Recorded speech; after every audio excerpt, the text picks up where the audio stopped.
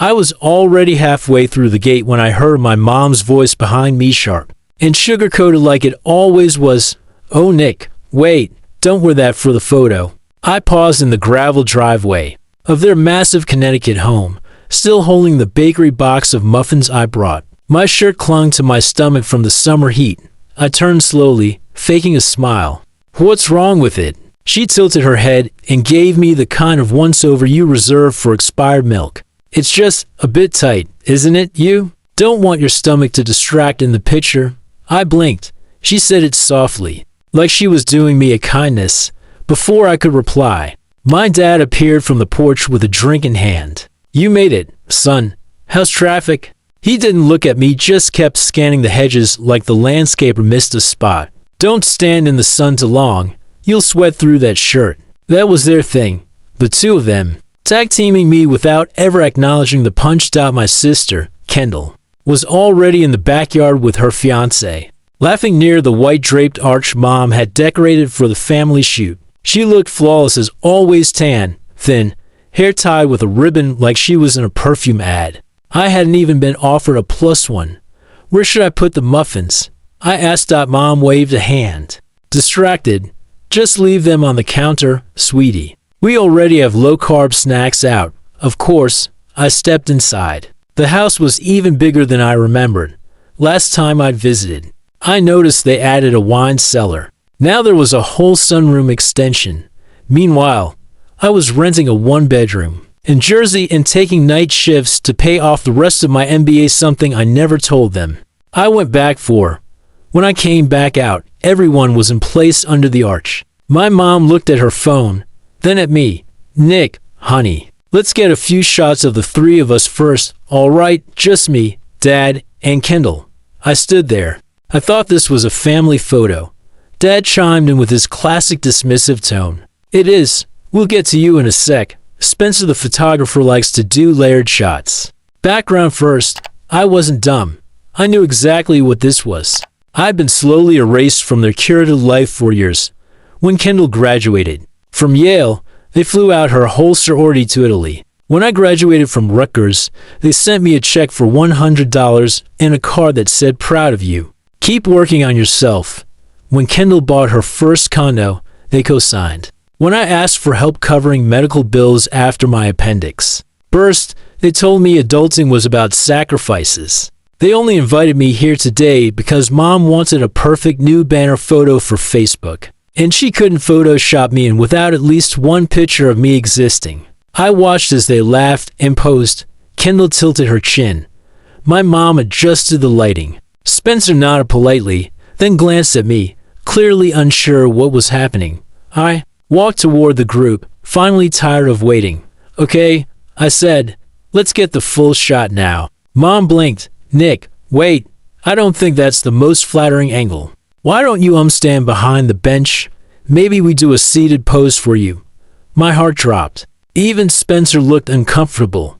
I crossed my arms. "You're seriously seating me behind the bench like a damn tree stump?"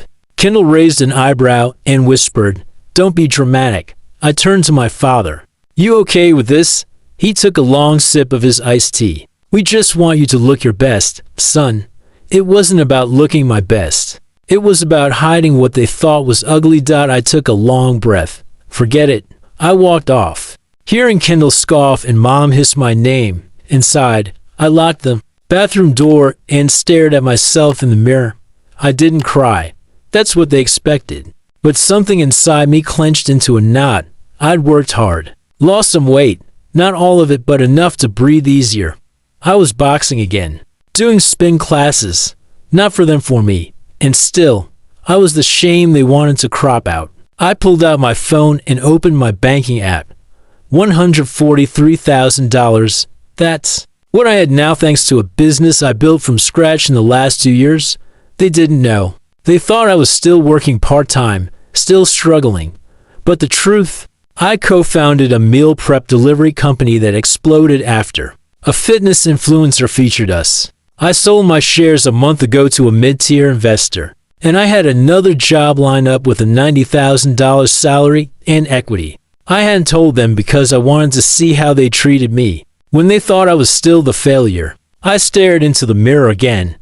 The plan formed in my head like smoke turning to fire. I wasn't going to scream. I wasn't going to beg. But I was going to remind them that I wasn't some shadow to be hidden behind a bench that night. After dinner, when they all gathered in the living room to preview the photos, I quietly stepped out and made a call. Spencer, double quotes, hey, I said, how'd the shots come out? He was surprised but polite. They're good. Some tension earlier. I guess. I laughed bitterly. You could say that. I paused, then added, listen, how much would it cost for you to license some of those shots to me? The raw ones, especially the ones with the background interactions, my parents giving instructions, pushing me aside, all that. He hesitated. Those aren't usually released. I'm offering $5,000 for the unedited dump. Silence. Okay, he said eventually. You got it. I hung up and walked back into the living room. My mom was clapping. Oh, look at this one. Kendall's chin is perfect in this one. I sat silently. Dad asked me to pass the charger. Kendall posted a preview to her story. None of them noticed me, which was perfect, because the next day, I would begin my campaign. One picture at a time, carefully framed, beautifully lit, and captioned not with cruelty but with quiet truth. And when the world saw what they looked like when they didn't know they were being watched, they wished they'd just let me stand in the photo. 3 days after the photo shoot, I uploaded the first image. Not to my social media, I didn't have the audience for that. And frankly, I didn't want pity likes.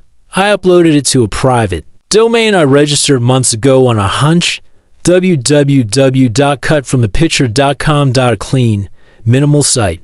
No ads. No names. Just one sentence across the top. Sometimes they crop out more than a body. And below that, a single photo, me, standing awkwardly off to the side while my parents posed with my sister, laughing. My mother's hand frozen mid-gesture as if warding me off.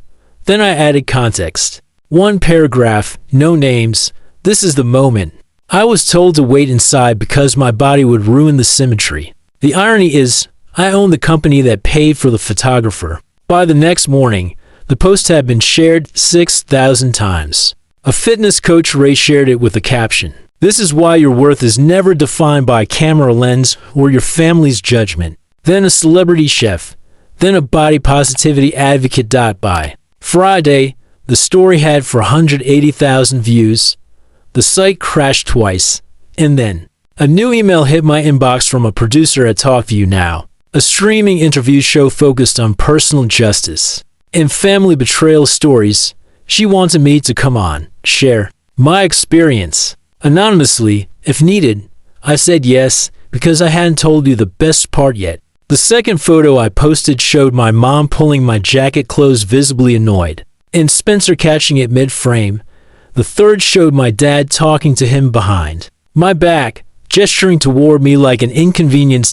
By now, strangers online were commenting things like, "This is heartbreaking. Who treats their kid this way? I've been him.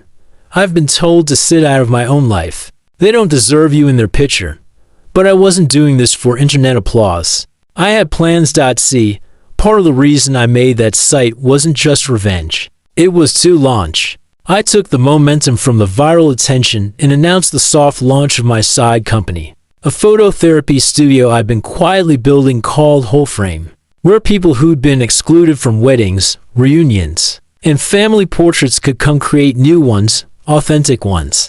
I offered professional portraits with full creative direction, plus the option to recreate scenes they'd been cropped out of, but with themselves front and center. Within 72 hours, I had 93 bookings. Meanwhile, my parents were melting down. First, my mother's friend group started forwarding her screenshots. They recognized the backyard, the arch, the pearls. She called me in a panic. "Nick, what is this website? Why are you airing our family laundry to the world?" I stayed calm. "I never named you. Must have been the pearls. People are saying awful things about me. They think I'm a monster." "Did you say those things, Mom?" Silence. "Then, you're blowing this out of proportion. That photographer had no right to share. I paid for the rights." She fell quiet, then, defensive. "We were trying to help you, guide you. You were going through a phase." I wasn't going through a phase. I was going through life. And you treated me like a flaw in your portrait. Click. She hung up. But the damage wasn't done yet, because Kendall's fiancé, he worked at a marketing firm, and someone sent the viral story to his boss, alongside a private video one I hadn't posted publicly of Kendall laughing about how you can't filter obesity while gesturing toward me with a wine glass. That clip was from Spencer, too. He caught it while testing the lens before the shoot, and it was damning. Her fiancé was forced to take a leave. Kendall blamed me. She sent a long, furious email filled with insults I'd heard my whole life. At the end, she wrote, "You're petty and jealous, and you'll always be nothing." I replied with one sentence, "Funny, the world's been calling me everything but that lately."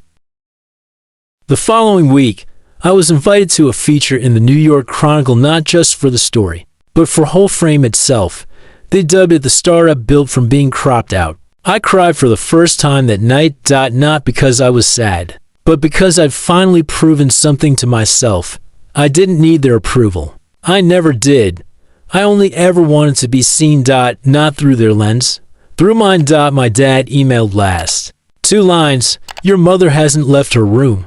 You win. Take it down."